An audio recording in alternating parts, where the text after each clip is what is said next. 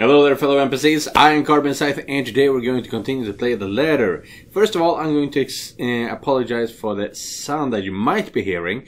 I'm guessing the snowplow is right outside getting rid of the snow around my apartment.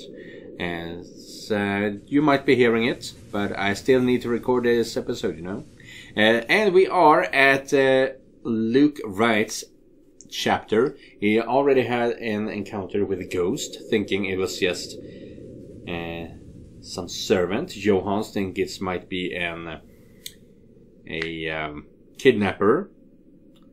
And then we had a second encounter with a ghost in our bed. Yeah, let's see how this whole thing turns out.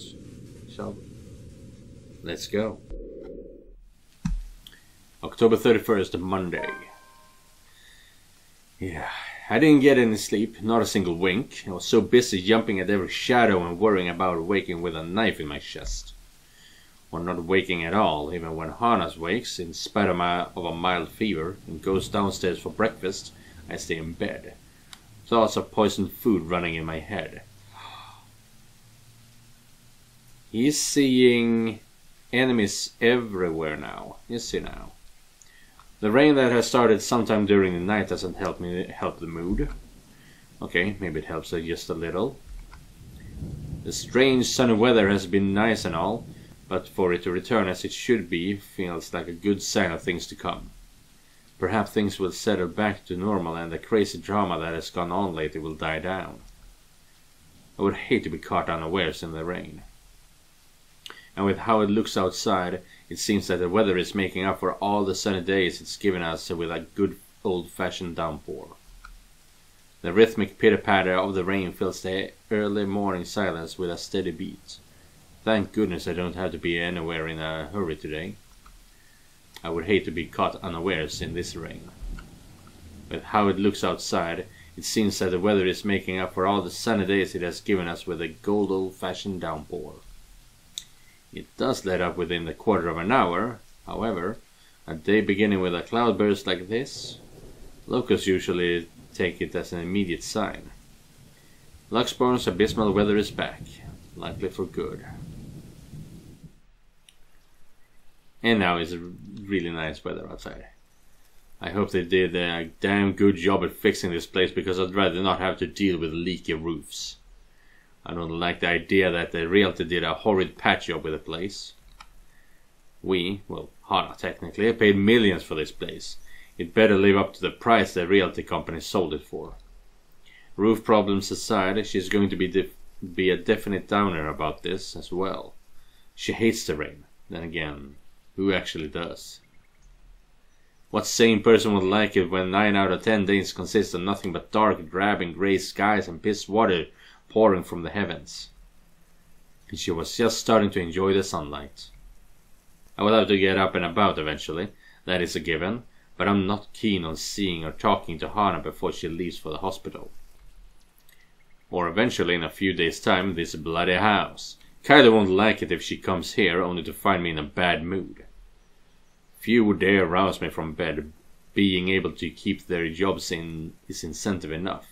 I trust they realize that now is not a good time to force me into anything. Yeah, it's scratchy foot, itchy foot. Maybe I can just get an hour or two of sleep before Suarez drops his brat off the mansion steps. If only. But, as always, somebody has to be a buzzkill. Are you really going to stay in bed all day? What do you want? You must have been really rattled by what happened yesterday. If you need to talk about it, I am quite qualified in that regard. And you aren't even the slightest bit bothered? Truly? Not even the slightest bit worried? I was worried. But I realized that it's not my life in danger, is it? Damn! My worrying will not help matters. Neither will yours. Loath as I am to admit it, he's right. Still, it's more frustrating when it doesn't give me the time to concede his point. I know you two aren't getting along. Ooh. Nosy bugger. But you should at least see the madam off before we leave. Think of her as a business associate if you must. It would not do to part on bad terms. It's far too early to deal with your nosiness. That's none of his business. None of it. If he remembers his place, he'll drop it. I don't want to talk to Hana, not now when I'm so high-strung and paranoid. This whole thing is a bloody mess with everything going off at once. I'm afraid that with our troubles, I will misinterpret anything she might say or do. That just make the whole thing worse. Are there any updates about the woman?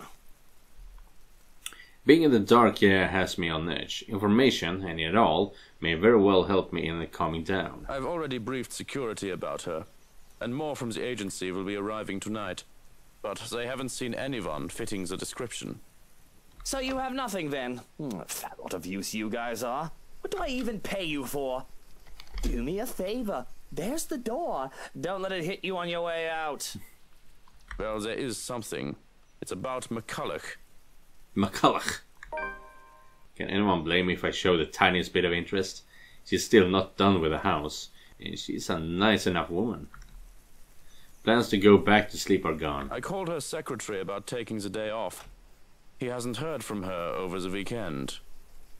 Right, because she is locked up in your dungeons that you don't even know that you own. God damn. She's probably passed out after enjoying a pint or 2 or 10 in a bar somewhere.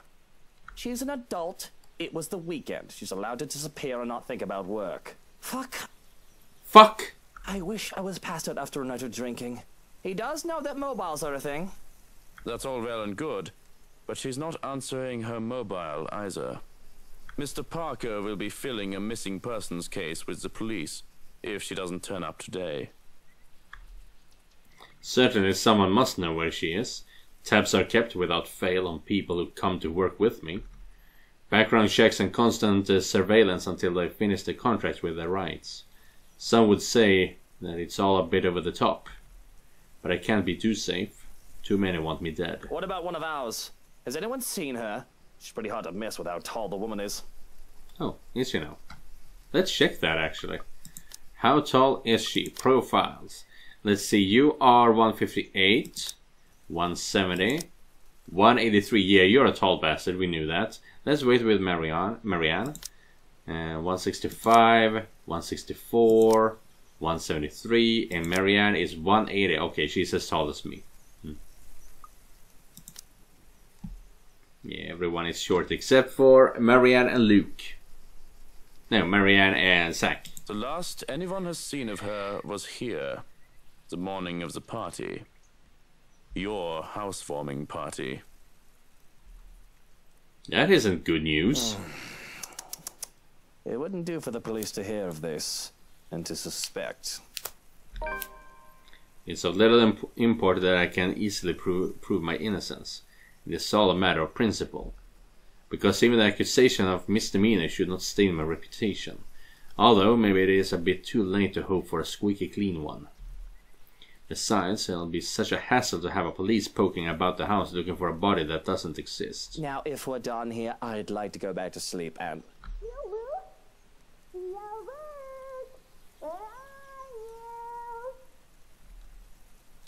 Well, there goes any plan of grabbing some shut-eye. Rolling over on my stomach, I can only scream into my pillow. Of course, of course. Ugh.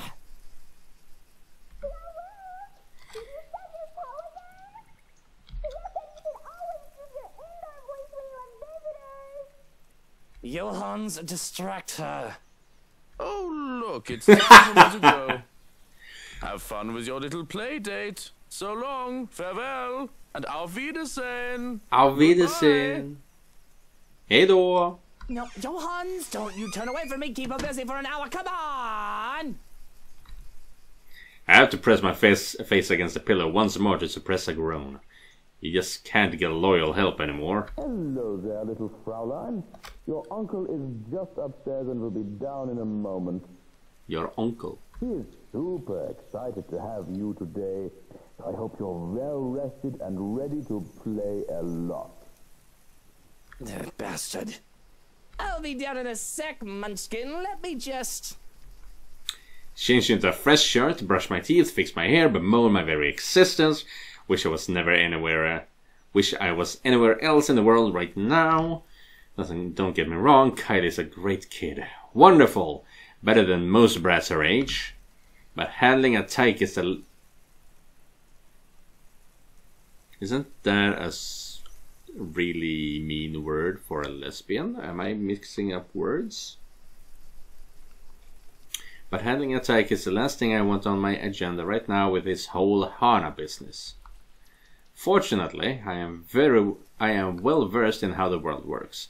I've long learned that the show must go on, no matter what hurdles come in my way. So I set to preparing for the day. Running a comb through my hair is just divine and simply makes me feel more human. Bed hair is disgusting, though it isn't as bad now as it was when I was a child. With how expensive a trip to the barber was, I often had to grow it out until mother had the time to cut it for me. The curls and tangles were simply horrid. Why, I was even mistaken as a little girl because of that. It certainly doesn't help that I was named Lucille. A freshly pressed shirt is enough to chase away the last signs of sleepiness. The feel of crisp and clean cloth in my hands is a clear marker to start off the day. But something catches my eye. My clothes and personal effects are already set on the dresser for the day. Boxers, trousers, belt, and socks on one side are with my shirt, jacket and tie on the other. It's always the same things. Always. Cufflinks, colognes, and anything else I would like to add stays in the dresser for me to choose from. It's all routine. However, among the silvers, the greys, and the red is a tiny blue box. Now what is this? The thing is small and light, fitting in the palm of my hand. Too big to be a ring box, but too large to be a watch box. Looking at it closer, I see that it's one of my handkerchiefs used for wrapping. It's easy enough to untie the knot to reveal a plain box inside. An odd and quaint way to wrap up a gift, I suppose. Though presentation should be the last thing I need to be worried about. Mail, packages, gift, and the likes are supposed to be vetted before they get to me. In the morning, Johans would hand me a list of things I need to look over and go through. Yet there was no forewarning of this. Immediately, I dropped the thing as if it burned me. I shouldn't have touched that. I shouldn't have touched that. Oh yeah, he's going very paranoid. There is a pretty big chance he's gonna shoot us at the very end. Well, the rest of the gang. It very well might have. Without security going over it, it could have been a nasty gift for me. I can still remember when a security guard died to contact poison that covered an innocent enough birthday card, for fuck's sake. But as the box hits the ground, it spills its contents. What I see makes my stomach turn. Oh no. Horrors in a box. An eyeball still with its nerve ending, mucus and all, plops to the ground. Oh! I have to fight the urge to gag as he rolls and stares up at me. Those are Zack's eyes.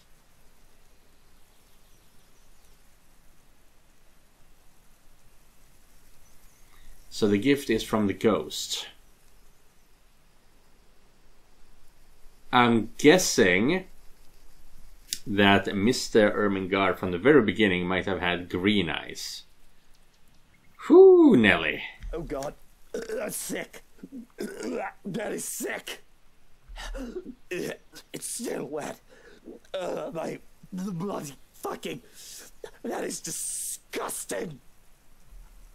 I'm not a stranger to being sent threats, but this has to be the first time I've been sent a body part. Even I don't do that. Yet there's no note assigned to as to who may have sent it or how it got here. If this is a threat, it's a piss poor way of doing it considering it lacks proper planning outside the shock factor that sending a body part affords them. Do I even know anyone whose eyes are the same shade? Not Hana's, no, definitely not. They aren't as pretty and they aren't the right color. Johans, Mr. or Mrs. Lees, Suarez, McCullough, no, the color isn't familiar at all. Though honestly, it's not like I had the time to memorize each and every person's eye. This could be anyone's. from a god or a maid or any one of the other 100 of people I deal with. Kylie can't see this. The kid is tough, but this'll traumatize her. Grabbing the handkerchief that was used for wrapping, I tried to pick up the eyeballs to dispose of it. Emphasis on try. Contact, even with the fabric, has me gagging.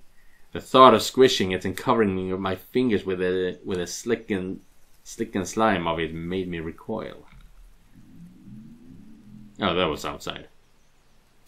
But the slightest of touch is enough to make the eyeball roll towards the bed. And in my mad scramble to make a grab for it, it rolls away even further. Farther under the bed until it's in the smack dab middle. Are you fucking with me right now?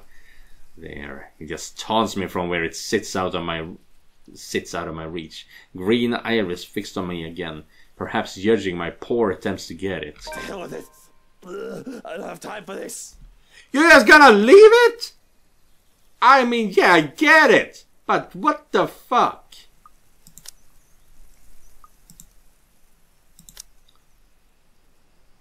Oh, yeah, no, it continues here. Yeah, this is where Zack dies, and boop. In case we didn't catch that ourselves, this would be, we would get the explanation from this. Luke Wright received a surprise early Sunday morning, in the form of an oddly wrapped gift. Upon opening the box, however, interesting, it says Monday here, it says Sunday here. Something went wrong with that. I wash my hands of this, quite literally at that.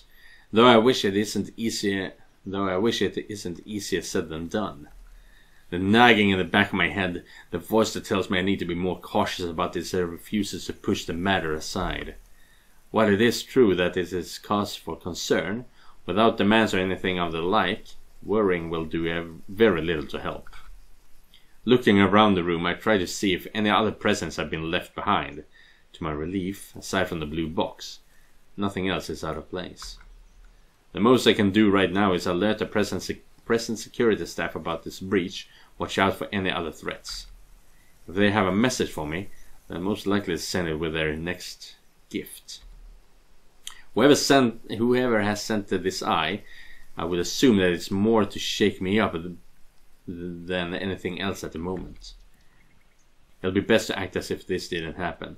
No need to make a child worry about it either. She doesn't need to know. Smoothing down my suit and my hair with a sigh, I steel myself for the horrors. The horrors that come with taking care of a child. While I try to forget the horrors that come in a box. Good morning to you, Luke.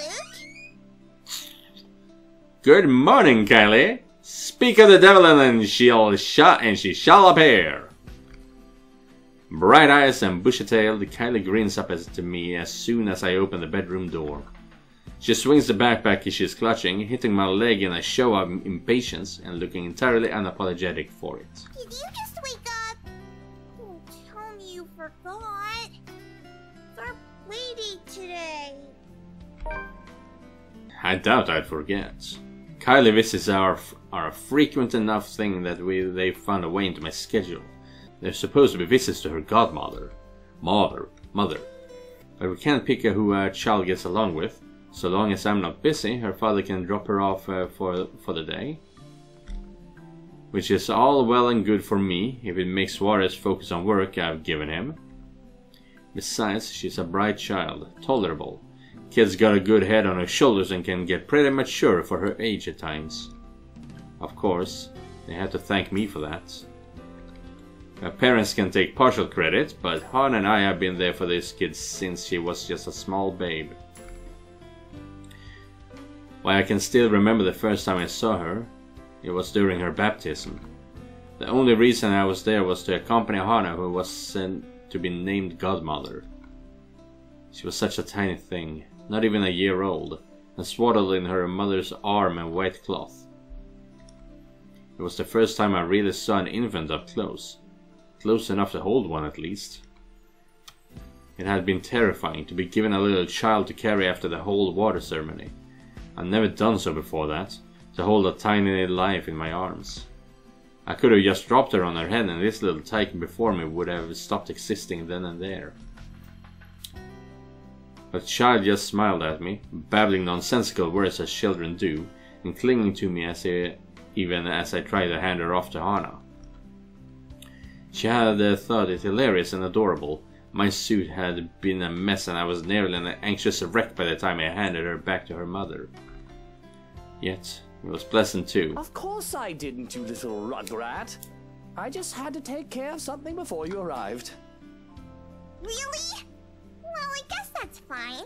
As long as he's only for work like last time. Oof. Really? Now why don't we go back down and have breakfast in the parlor? I already ate at home. Papa made one of his tortillas de patatas. He wouldn't let me leave until I finished every bite. Tortilla de patatas. Ah, that's what is infamous tortilla de patatas.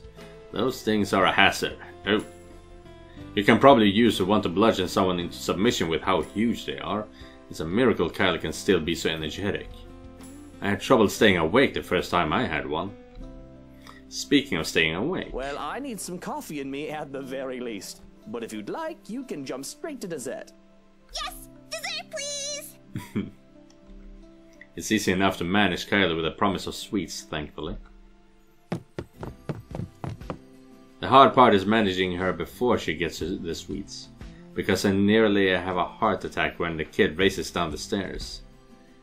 Just the thought of her slipping and breaking her neck is enough to make me rush down after her. Slow down, the food isn't going anywhere. The food is going somewhere. In my tummy. Jesus fucking Christ. Children. While I shake my head, I usher Kylie towards the parlor and order a maid to bring food to us. And I'm surprised Kylie didn't correct you, saying you should not be cursing to you, Luke. Whatever breakfast there is along with a cup of coffee for me. And an ice cream for Kylie. But I can't leave the kid alone for too long, unless I want to let her turn the other room into a slaughter ground. True to my expectations, I've only left Kylie alone for a few minutes, but she's already made herself comfortable. The stuff from her backpack has been left scattered across the room, from coloring books and crayons to toys. She is well equipped to amuse herself with no trouble, though I can certainly breathe a little easier if she won't bring her doll along every time she visits. Narcissa, or Sissa, is creepy little bugger. It doesn't help when Kylie left her during one. Finding the thing at the bottom of the stairs staring up at me at 3 o'clock in the fucking morning is a memory that won't be leaving me anytime soon. Even now, it stares at me from where it's seated. I'm fully tempted to just throw the thing into the fireplace and banish it from whence it came. I can buy her a prettier doll, a better toy. I would break it, find a way to get rid of it, if it wasn't from Hana, and if only Kylie isn't so attached to it. The thing is some antique doll she found for the brat's 6th birthday. One of a kind. Ooh. My darling Hana loves her so. And Kylie does try to be a good goddaughter. But she can't just keep her interest along with her wife. It's not something that Hana does wrong on her part. She does try so very, very hard. It's just that she doesn't quite know how to really handle children. That's interesting. She'd never been around other children when she was young, surrounded by protective adults who catered to her every whim and worried for her safety every minute. When she isn't able to keep up with Kylie, her first instinct is to be strict. Impose rules on the child, treat her as if she's made of spun glass, like every movement might break her. I at least have some idea from being around street kids. I know the games they played and how they think. I know the scraps and skinned knees and are all part of childhood. Even with how I grew up, I had time to be a child and not some sheltered heiress. With Kylie, as behaved as she can be, with the toys and her books and arts, she has to use up all her energy somehow. To run around the playground and make a mess in the mud, or to even just fake wrestle for a short while. Let her be a child when she wants, I'll say. If it becomes too much, just to bribe her with sweets or or ship her back to her papa. Problem solved. Unfortunately, Hana isn't quite up for those sorts of things most of the time, thinking I'll spoil the child. It turns a whole playdate awkward every time. Taking the last seat left, I pluck one of her coloring books from the table to see it filled with dinosaurs. Not exactly what I expect to see for a little girl. It doesn't hurt anyone. If she wants to play with dolls and cars or dolls with their cars, what do I care? She once put dolls' to-dos on model cars even. Oh, this is a new one. The last one you had was filled with horses, wasn't it? Those were ponies, Tio. They're much cuter than horses. But we went to a dinosaur zoo, and it was awesome! A museum?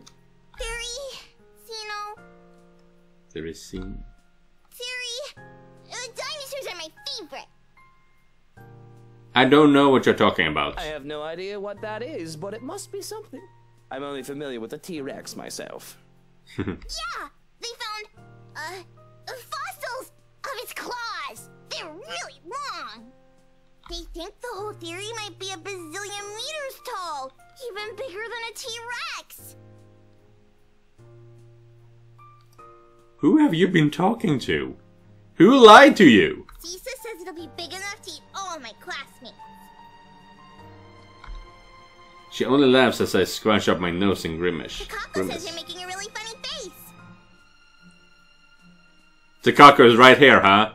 Taka who? Takako, a friend I made. I have to stop and look around, expecting one of the help to be there. The child does have a way of befriending just about anyone, as long as she puts her mind to it. Yet the two of us are completely alone.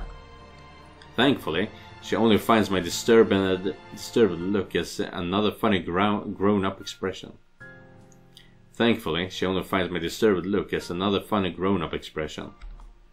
That might be a lot more problematic than whatever she plays with dolls or cars, though. Both the thought of Scythe giving Kylie ideas, and one of said ideas being massacred by dinosaurs.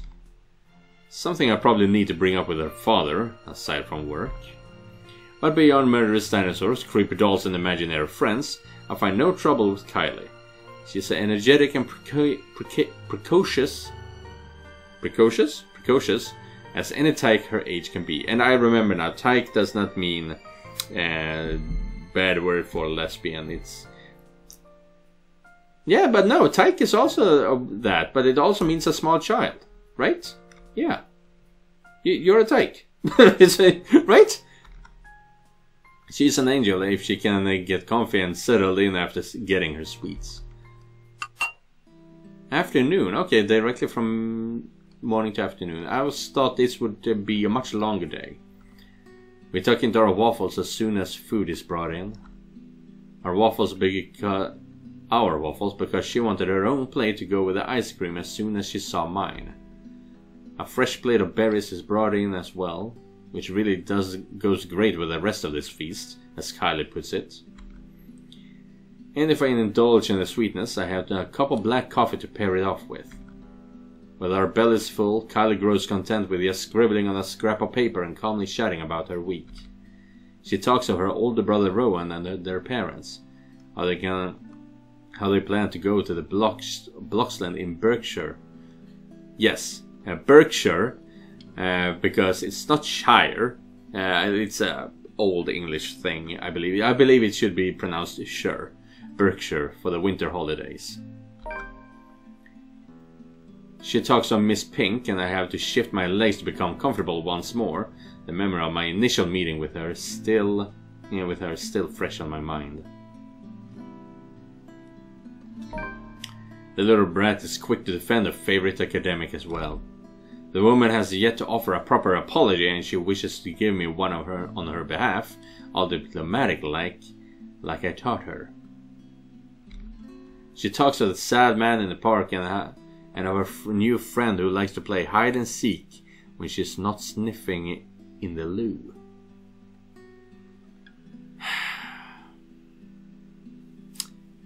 So, sad man in the park is Zack. Miss Pink is dead. Zack is dead. Takako is the friend who's playing hide and seek.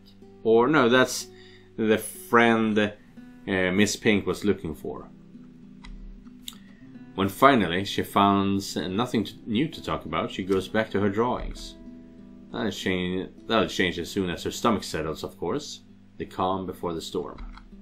Because, behaved as she is right now, I can feel the curiosity just radiating off her. There's a restlessness buzzing under her skin as a question on the tip of her tongue, as they often are with children her age.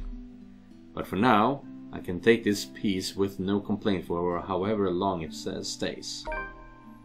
I have fun with the crayons as well, at the child's insistence, even if I can't really draw. With Kylie using out the black crayon, that leaves me with a blue one. I absent-mindedly start to draw a puppy to the best of my abilities. It's as I attempt to give the doodle dogs another eye that Kylie breaks her silence. Tio? Where did Tia go? I saw them leave when I got here. Tia didn't look so good. Going to the doctor again? I've been expecting a lot of different questions. The kid always has a whole bunch of them ready for me, but I can only sigh when she posed this particular one. She's just going to the doctor's for a checkup. And as kids go, there are follow-up questions. And you didn't go with her? Well, you were going to be here, sweetie, so I had to stay behind. So she's all alone? At the hospital? Oh, no, of course not. Tia has Johans and her maid and a guard. She's got plenty of company. Yes, good company. Maybe Johans, but... Well, we haven't met the rest of the staff, but still. Yeah, but you're not with her. If I didn't know better, I'd say the kids is trying to make me feel guilty. Though I don't know if the bitter taste in my mouth is that or something else entirely. I really don't have the time to process what emotion is as the brat opens her mouth again. You should have gone with her to the hospital. Hospitals are scary, you know. Exactly why I didn't go. I don't like hospitals, Kylie. That's all there is to it. So you're not angry at Tia? Why would I be angry at her? It isn't her fault she got sick. I heard you and Tia are fighting. I heard that you might not be together anymore. Ooh. I have to stop her there. Sure, it's easy for people to jump to conclusions and presume that we might be fighting, no thanks to Rochelle.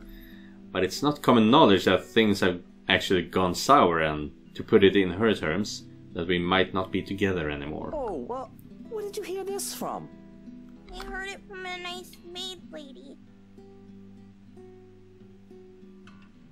An actual maid or the black-haired maid named Takako? But that's still no excuse. Not when she's sick. She needs someone to hold her hand and bring her soup and make her drink medicine.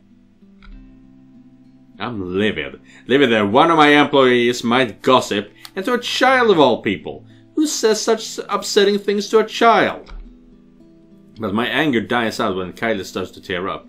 She holds it back in an effort not to seem so childish, I assume. Though I am honestly confused as to why such news would upset her so. Oh, no. Look, Kylie, there's no need to cry. I'm not going to cry. Are you sure? You've got no reason to cry. Even if Hana and I won't be together anymore, you can still visit me and I can still visit you. That's not the problem. Why don't you and Tia love each other anymore?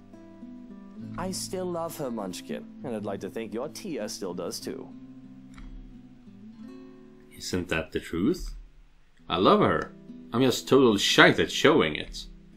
And a small part of me screams that I was not worthy to be her husband in the first place, no matter how hard I deny it.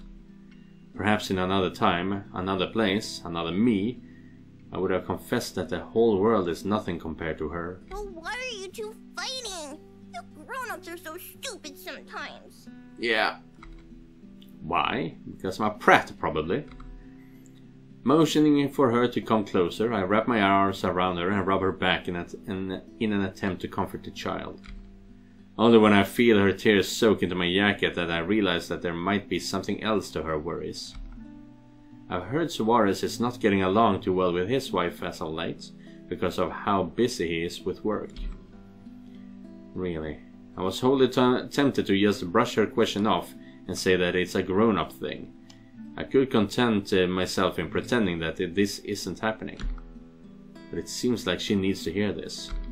And that just makes it all the more painful to try and explain this, because I have to explain it not only for Kylie, but also for myself. Sometimes people fall out of love, or they think they've fallen out of love and need time apart. It's not necessarily a bad thing. They might be angry at each other, or they might feel sad. They need time for themselves to think about each other, to know if there is still love. Maybe they'll be back together again. Or maybe it's better for both of them to move on, instead of staying together and hurting each other, pretending they still love each other. There is nothing final. Well, here we are, at a crossroads where the wrong step might end in heartbreak. Hana thinks we need some time apart, but we aren't done just yet. But yes, grown-ups can be rather stupid. You're still gonna be my friend, no matter what, Teal? Of course, my life would be less exciting without a little brat like you running around and making a mess of it. And you better stay my friend, even when I get all old and wrinkly. Kylie's shoulders shake in laughter as she pulls away and gives me a toothy grin. I'm already old! But don't worry. When you die, I'll burn you and put you in a jar so I can keep you forever! Just like they did with Abuelo! God damn! I mean, I know what the hell you're talking about, god damn! My thoughts to come to a grinding all that are her words. Yet she goes on as if she hasn't just said such an odd thing. Why, it almost seems like the tyke is looking forward to my funeral, yeah! As if there is no confused expression on her face, she pulls me back to our drawing, commenting on the state of my weird dog. I think your puppy would look better magenta. Why do you know they call her magenta? Blue or purple? I don't think I can spend any more time with Kylie considering how high-strung I feel. Now let's check the journal.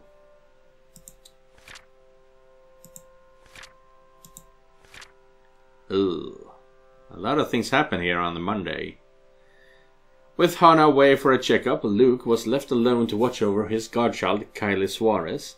However, what was supposed to be a simple babysitting turning awkward when the precocious child began spouting bizarre things. Oh, only one thing left here, and then we continue with the Luke stuff. But that is the end of today's episode. Question is, how much left is there left before we start pointing guns at the Feathers and Lily and Mint? Not much left now, is it? Thank you guys for watching. I'll see you in the next one. And remember, just because you're not the main character, it doesn't mean you're not important. Goodbye, everyone.